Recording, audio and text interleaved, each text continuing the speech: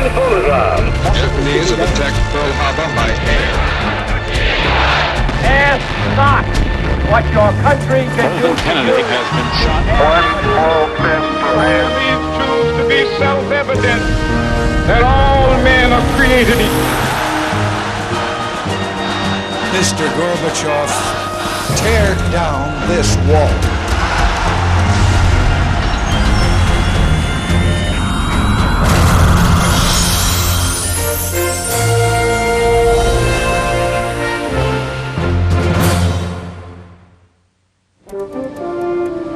At the lunch counter in this Greensboro, North Carolina Woolworths, in February of 1960, 4 college freshmen took a stand by simply sitting down. The day that we decided to sit down, we figured we could go to jail. If that was what we faced, then it was worth doing that. By asking for a cup of coffee and a donut, Joe McNeil and his friends had taken on segregation, an established way of life in the American South, one which would not allow blacks to eat with whites at a lunch counter, or use the same restrooms, or drink from the same water fountains. There comes a time in life where you say, hey, we're going to confront it and see where it goes. Within weeks of the Greensboro sit-in, similar protests were breaking out in more than 30 southern cities. There was an astounding, rapid ripple effect, because every time you turned on the radio or TV, there was another sit-in someplace. And all of the people sitting in were young. We had crossed the line. I was no longer afraid of being arrested and afraid to go to jail. The first time I got arrested, I tell you, I was free. I was liberated. Young people getting arrested on purpose so they could be free. They touched the conscience of America. As we began to see what was coming out of the South, we knew that there was something wrong in this country. And I think that that had a powerful effect on us. The effect was to believe that it was possible to make change in the world, and that you had a responsibility to take part in that change. In the early 1960s, young people came to the forefront in America. The civil rights movement was often driven by their anger. The culture of the era was certainly shaped by their tastes and desires. The country would elect its youngest president at the beginning of the decade. His energy and enthusiasm seemed to promise a revitalized nation, a country spirited and strong enough to meet the challenges at home and, in an increasingly dangerous world, the challenges abroad. The Cold War's shadow continued to hang like a dark cloud over an otherwise optimistic horizon. The presidential candidates in 1960, Massachusetts Senator John Kennedy and Vice President Richard Nixon, were only in their mid-40s. Both were ardent Cold Warriors. But I am not satisfied as an American to be second to the Soviet Union. What we want to do is not to turn their way, but to do it our way. And that's exactly what we're talking about in this campaign. The country had a consensus at that time. There were no real divisions among the majority of Americans over the Cold War and communism. And Nixon and Kennedy emphasized their anti-communist credentials, which were sterling on both sides. Both men were Navy veterans. The candidates had been freshman congressmen together after the war. But somehow Kennedy seemed the younger and identified himself as the candidate of a new generation.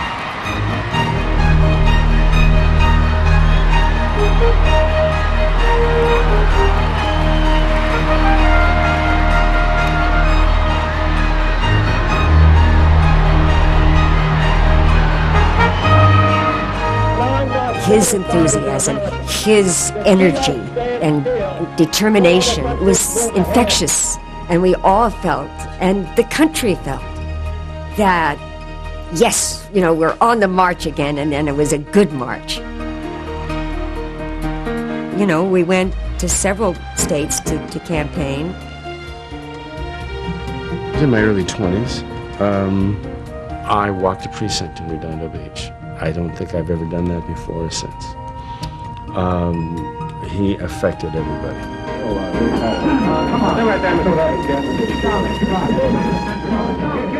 The favorite candidate of much of the entertainment community reached the high point of his campaign in a series of debates on television. These were the first presidential debates ever. Ever. There'd never been a presidential debate before. Smith, Senator Kennedy. And the fact that it was happening live and on television gave it a kind of theater that was remarkable. The question now is, can freedom be maintained? The candidates were close on the issues, particularly on a tough stand against the Soviet Union. I, of course, disagree with Senator Kennedy. Studies after the debate show that those who heard it on the radio thought Mr. Nixon had won. Those who saw it on television gave the edge to Kennedy. Demand into balance.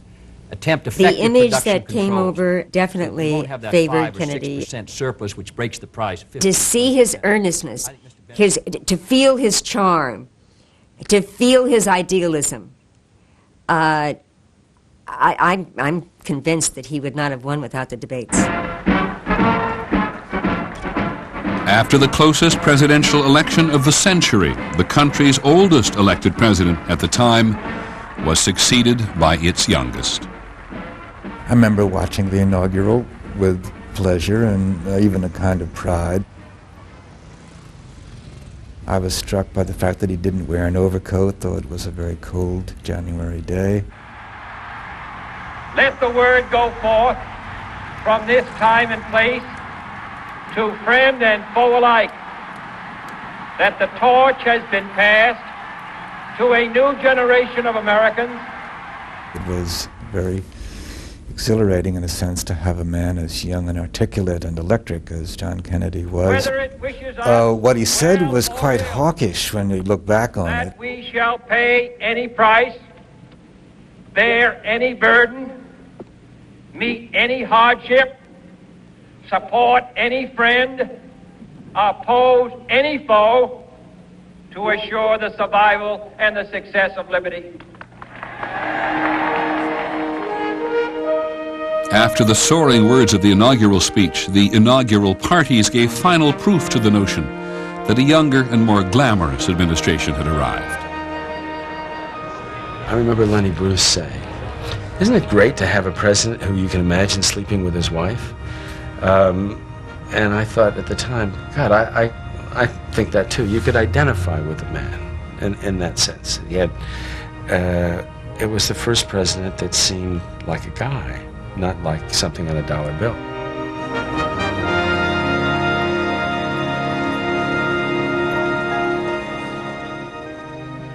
The idea of a White House run and staffed by younger people, with a 32-year-old chief speechwriter and a press secretary in his 30s, and all these people around Kennedy, there was that feeling that, well, if they're running the political system, surely we can be somehow involved in it.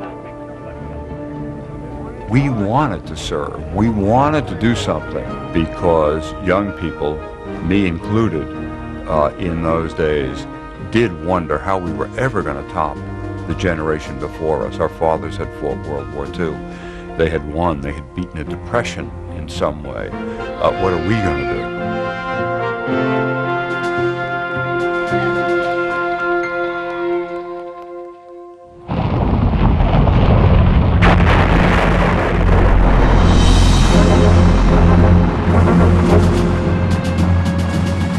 On April the 12th, 1961, the Soviets sent cosmonaut Yuri Gagarin into orbit around the globe. The first Sputnik in 57 and then Yuri Gagarin going into space in 61 terrified the American people.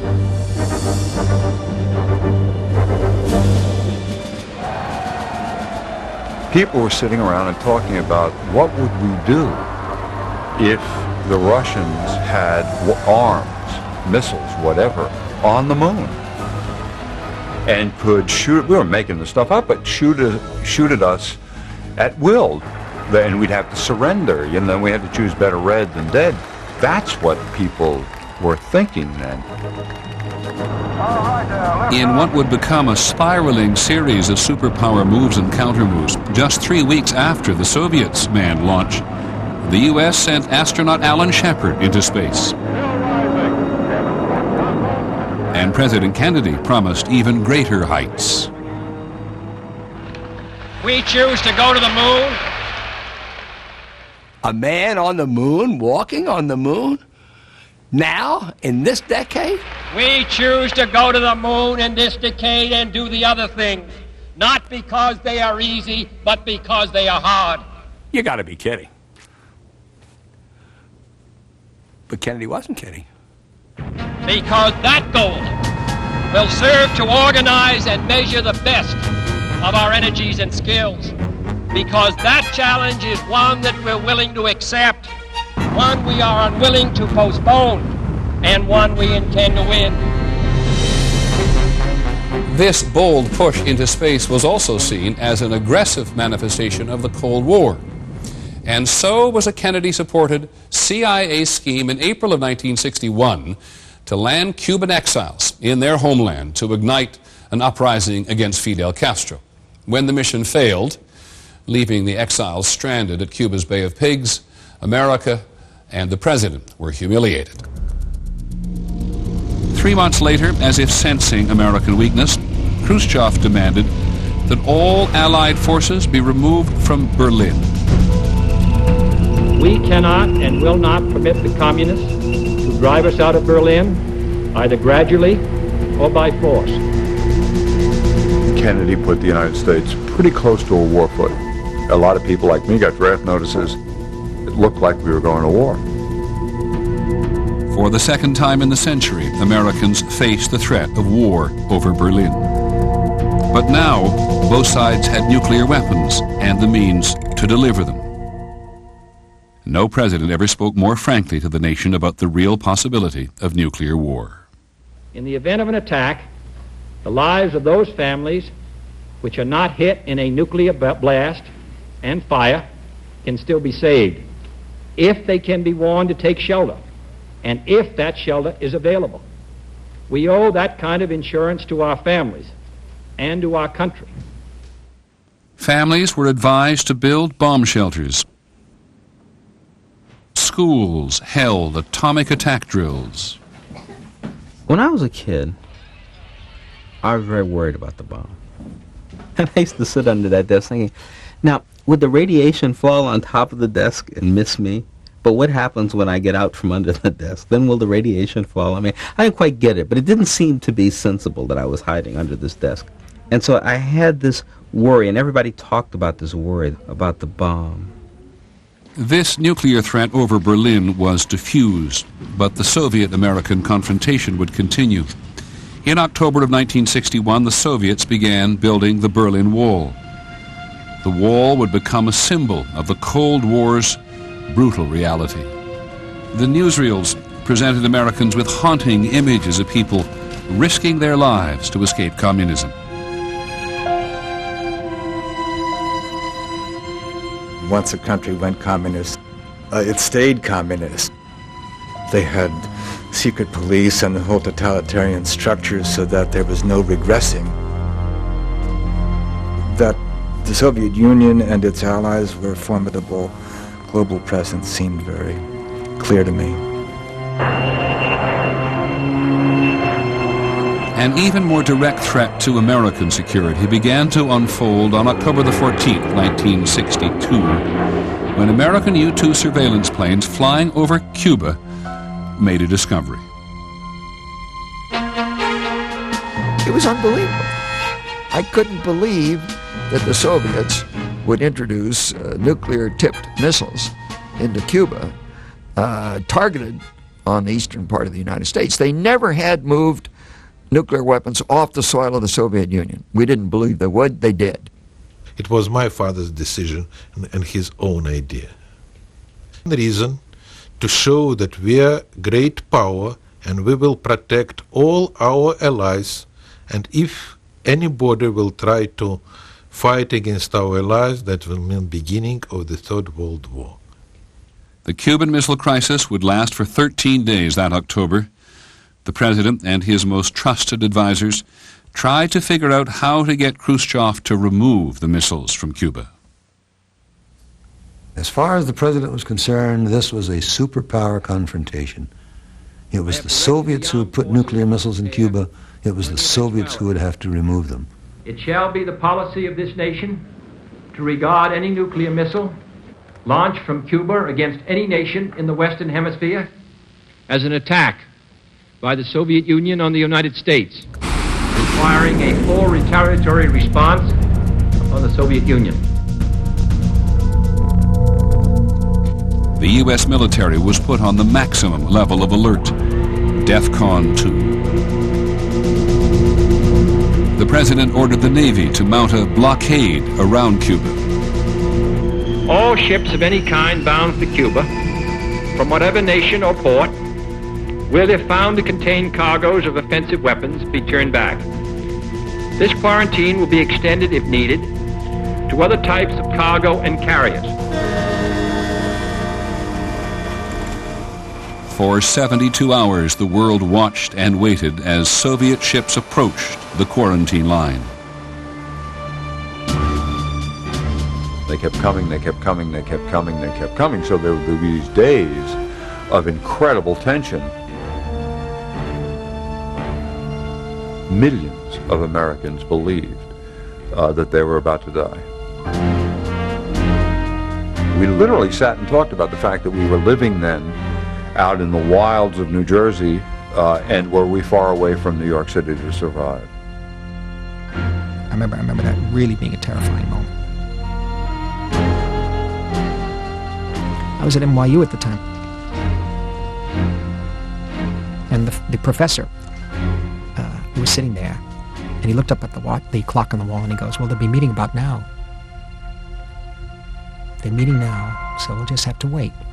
And there was like deep silence, and nothing happened, you know. It was a deep breath. And then the Soviet premier ordered his ships to turn back.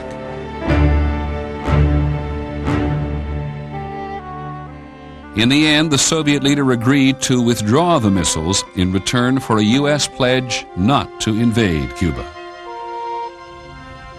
There isn't going to be any learning curve with respect to nuclear weapons. You make a mistake with respect to a decision to use nuclear weapons, you're going to destroy nations.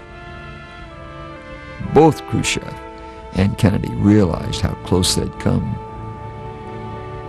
and they were determined to avoid that in the future.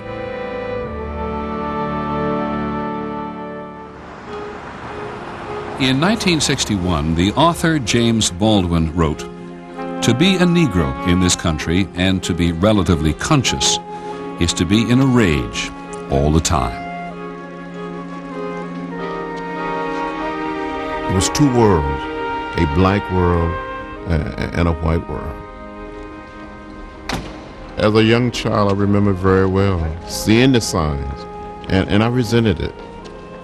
If you went to the Dairy Queen, white people would go in and sit down. You got your ice cream at a window. I never rode a bus because I knew I'd have to sit in the back. I didn't go downtown to the movie theaters because I'd have to sit in the Jim Crow gallery. I remember on one occasion I tried to go to the county library, and we couldn't even go in and check out of a book. That did not change until the Civil Rights Movement. In the early 1960s, young people would take the lead in the battle for racial equality. Federal courts had ruled that segregated waiting areas in bus stations were illegal, but the law was not being enforced. To pressure the Kennedy administration to intervene, activists rode public buses into the Deep South to integrate the facilities. Outside of Anniston, Alabama, the bus carrying the first group of self-proclaimed Freedom Riders was firebombed. By the time the Freedom Ride started, there was a realization that some of us would have to die. and that we should not fear death. And we liken this very much to military service, that if you serve your country in the military, you might lose your life. We were serving our country at home. We knew that this was a very dangerous mission, but we felt we had a moral obligation and a mandate to make this trip. John Lewis, then a student leader, was a freedom rider on a bus that arrived in Montgomery, Alabama. The very moment we started down the steps, a mob out of nowhere, people by the hundreds, came out with baseball bats, stones, chains, and started beating us. I was sitting ahead with a wooden crate, and I was left lying unconscious in a pool of blood. I thought I was going to die. Many of the young people in the civil rights movement united in an organization called the Student Nonviolent Coordinating Committee, SNCC. SNCC is special because we are young. We're 17, 18, 19, 20, 21-year-old. Most of us have dropped out of school, so we're no longer students, but we don't have mortgages, we don't have car payments, we don't have families, we don't have husbands and wives and children. So we can do these things. And because we're young, we're also foolish, and we're willing to take risks. We wanted to create a mass movement.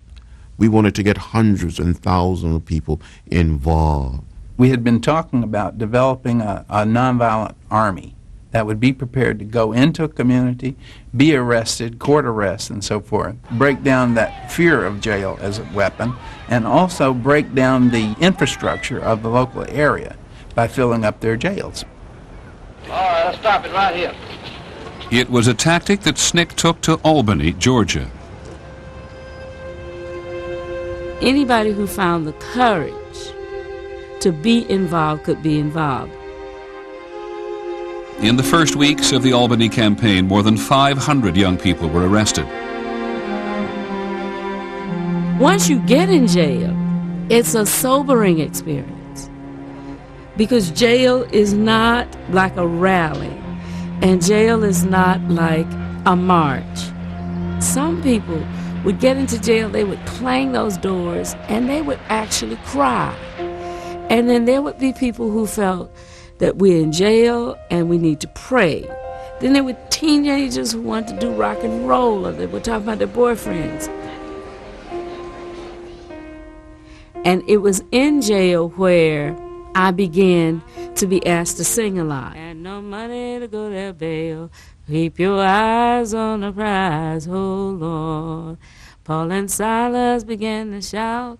Jail door open and they walked out. Keep your eyes on. If you're in the movement, all of the singing is one way of being heard and announcing your presence. You can't sing a song without producing power. And you will often see people singing in the face of police. If I sing, you stand in my sound. In Albany, Georgia, we forced the jails open by numbers, and they could not stop us from singing and praying. The movement was energized, but the law did not change. The 9-month effort to desegregate Albany, Georgia, failed. The next major campaign was fought on even tougher ground. It was probably the most violent and vicious racist city in the South. There had been 60 bombings of black people's homes in Birmingham in 61 and 62. One target for the movement in Birmingham was to desegregate the schools. Alabama's governor, George Wallace, had promised they would stay white. And I say segregation now, segregation tomorrow, and segregation forever. Our demonstrations in Birmingham were usually simply marches to the courthouse or to City Hall. And we almost never got more than 2 blocks from the church, and then we were arrested. Day after day, hundreds of demonstrators filled the Birmingham jails. Among those arrested was the organizer of the Birmingham campaign, the Reverend Martin Luther King, Jr. By then, he was the acknowledged leader of the entire civil rights movement. My heroes for the second half of the 20th century, Martin Luther King. All of these people are people who accepted the fact that you have to put everything online. Because if you don't, you're not going to get anything. Not in America. Because America is not going to change. Only you can change. As part of the campaign, Dr. King enlisted an army of school children, aged 6 to 16. After the first day of demonstrations, nearly 1,000 of them had been herded into police vans and sent to jail. The next day, the police changed their tactics. The law enforcement in Birmingham was headed by one Bull Connor. And Bull Connor was an old-fashioned lock 'em up, throw 'em in jail, throw away the key, beat 'em up, put dogs on them, hose them down with fire hoses. Anything he could think of to try to stop this movement by force, he did. I watched the violence in Birmingham on TV. It shocked me to see the dogs being unleashed on people, and it shamed me. This was the front page of every major newspaper in the world, and it told a story that America was ashamed of. Fires of frustration and discord are burning in every city, north and south. Where legal remedies are not at hand, redress is sought in the streets. Next week, I shall ask the Congress of the United States to act, to make a commitment it is not fully made in this century to the proposition that race has no place in American life or law. Trying to raise congressional support for the Kennedy Civil Rights Bill, civil rights leaders called for a march on Washington. On August the 28th, 1963, more than 200,000 people showed up.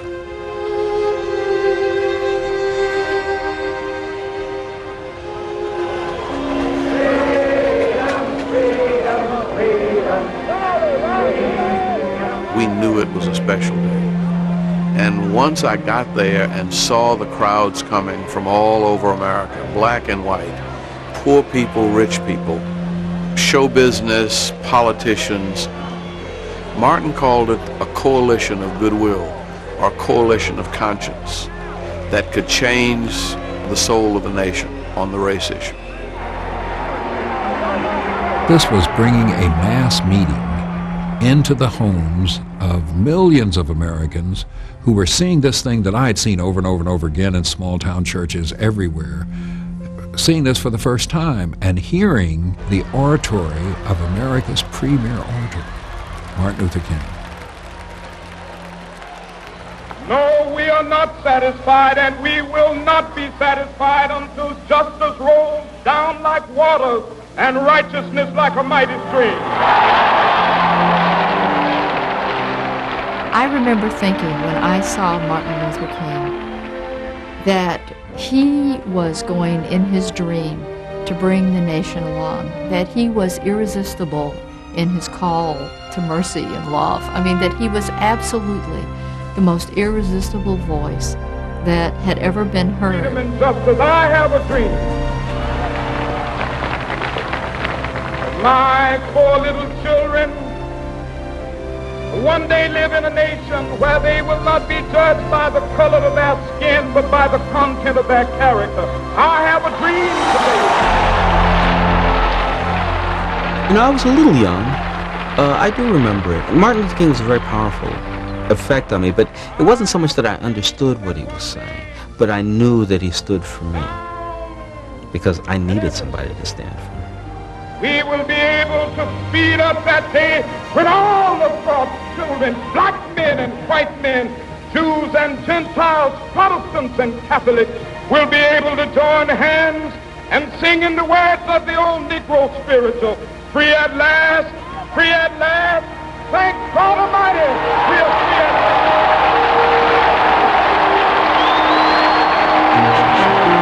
「To me, that day represented one of the finest hours in American history.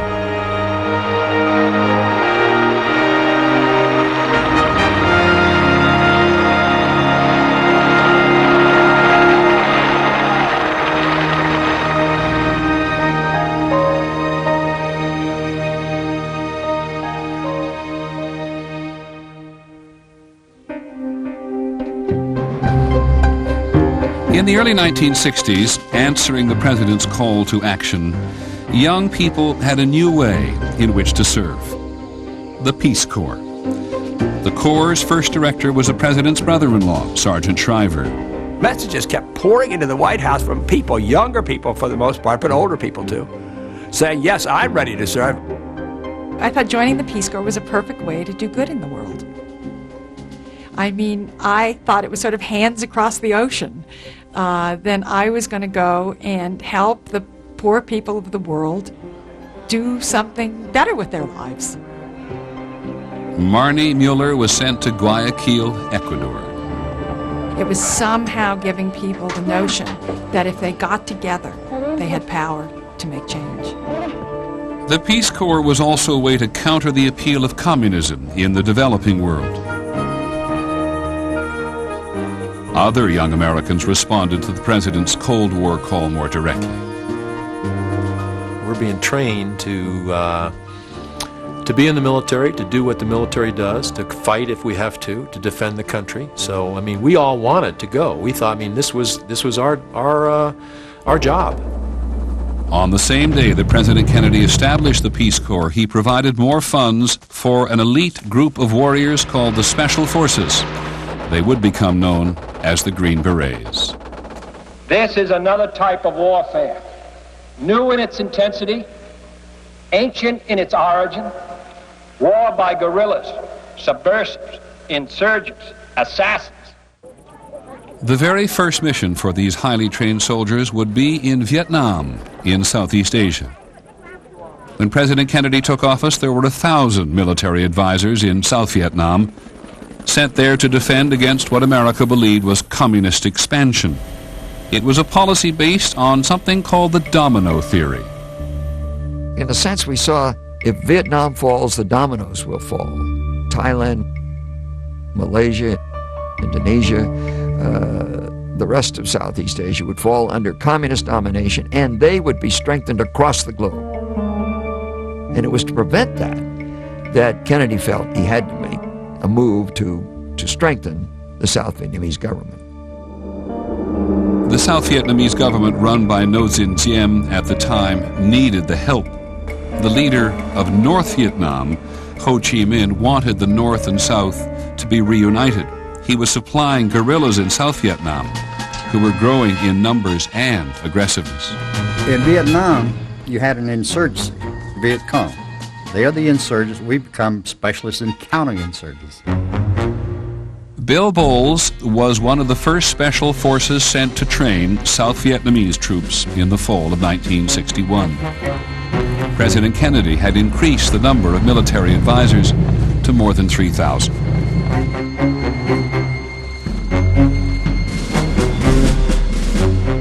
We had trained this civilian irregular defense group for maybe a month, and we decided to send them to villages around Da Nang, and we had 4 Americans out there.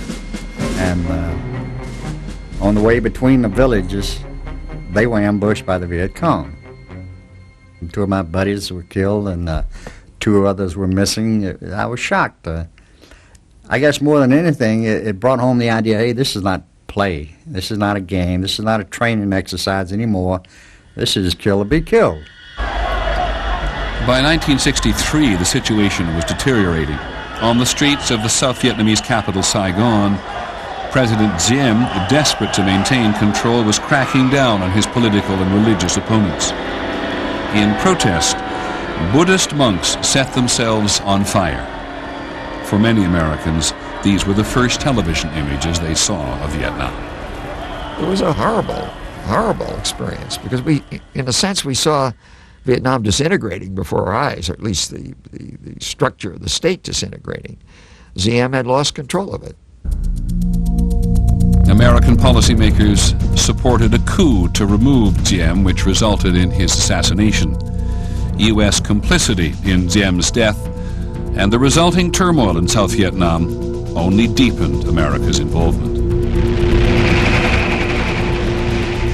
As I left here in '63, it was obvious that the war was escalating. We had camps in places you couldn't even say the name.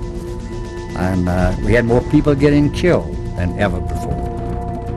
America would commit more and more soldiers. It would become the longest war in American history.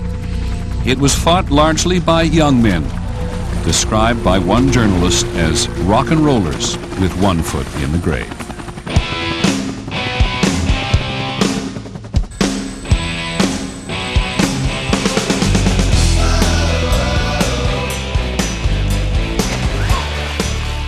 But in the autumn of 1963, very few Americans were paying attention to Vietnam. There was so much to feel good about at home. The country had never been more prosperous. People were looking towards a bright future.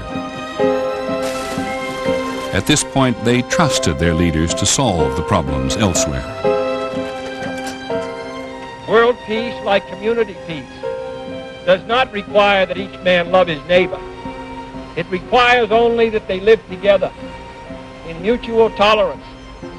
In June of 1963, in a speech the president gave at American University in Washington, it seemed that maybe even the anxieties of the Cold War could be dispelled.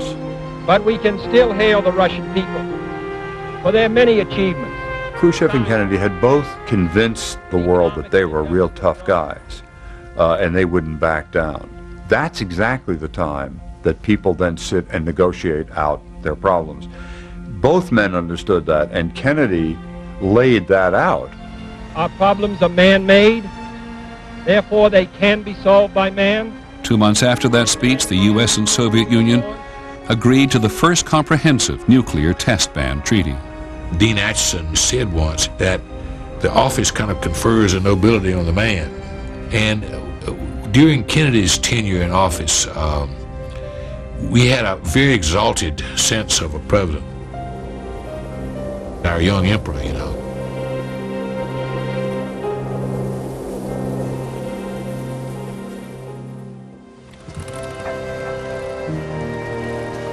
In the summer of 1963, John F. Kennedy's political and personal ratings were the highest of his presidency. Because he was the first young president, he was a towering cultural figure. I mean, the pictures of him walking around with his little kids and whatnot had enormous impact. It made us feel 10 feet high. We thought that we were invulnerable. President of the United States, and what a crowd, what a tremendous welcome he's getting now. We can, and there's Jackie. She's getting just as big a welcome, and the crowd is absolutely going wild. This is a friendly crowd in downtown Dallas as the President and the First Lady pass by.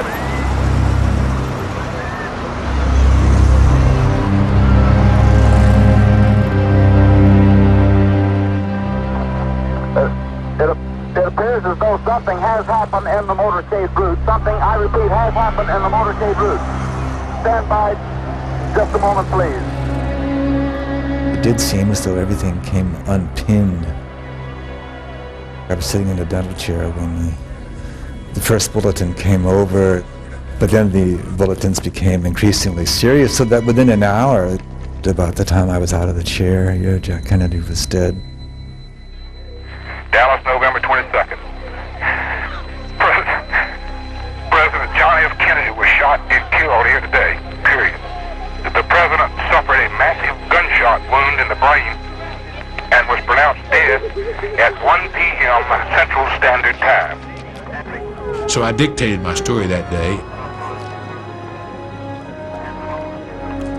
And this was such an unexpected, unbelievable thing that had happened.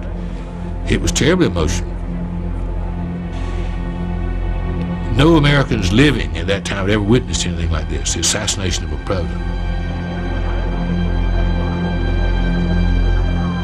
I mean, that assassin's bullet killed something else. The feeling of, if you're exalted, you're invulnerable. All of a sudden, you know, even this guy is vulnerable, for God's sake.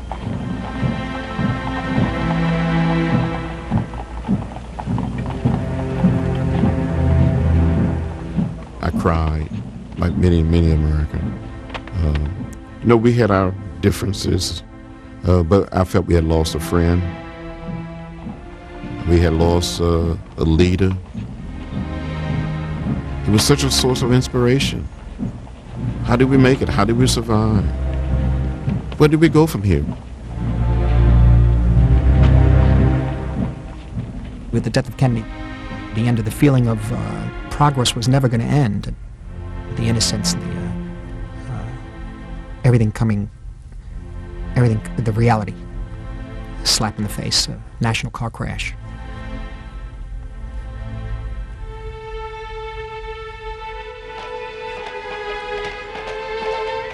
I think some of the self-confidence of America died that day.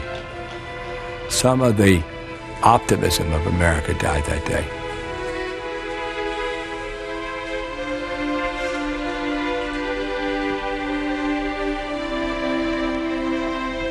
Walking up Connecticut Avenue to the church, and you'd look at the people who were watching us walk up the street, and there was absolute incredulity on the face of every living person.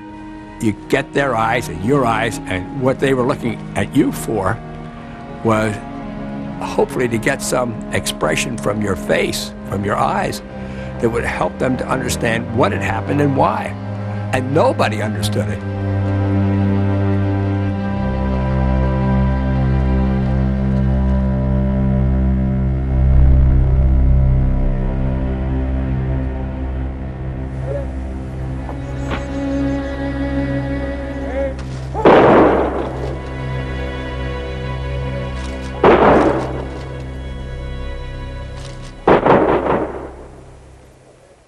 For an already shaken America, there were yet more crises ahead. We'll see that on the next episode of The Century, America's Time.